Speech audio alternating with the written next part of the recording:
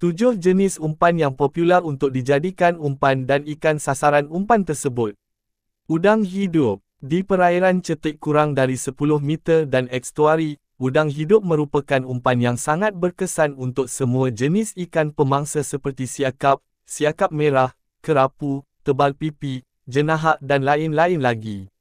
Sotong hidup. Jika di tengah laut, tiada umpan lain yang mampu menandingi sotong hidup bagi menjerat ikan-ikan grade A seperti ikan merah, jenahak, kerapu serta tenggiri. Umpun UMPUN. Umpan yang cukup sinonim bagi pancingan pesisir pantai. Walaupun ia cukup popular bagi memancing gelama, namun ikan daun baru, tebal pipi, tetanda dan jenahak turut sama boleh dipancing. Udang KOPEK. Walaupun sudah mati atau hanya dibeli di pasar malam, udang laut masih boleh dijadikan umpan berkesan.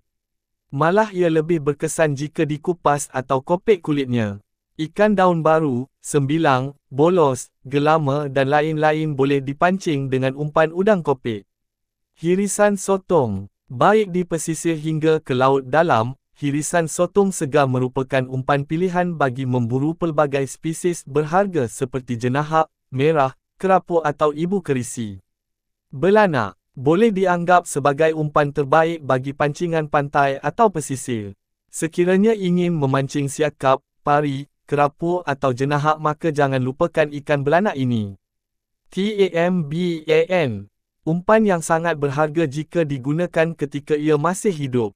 Apa saja ikan pelagik atau pemangsa seperti tenggiri, talang, senangin atau jenahak jarang melihat saja umpan tamban melintas di depan matanya.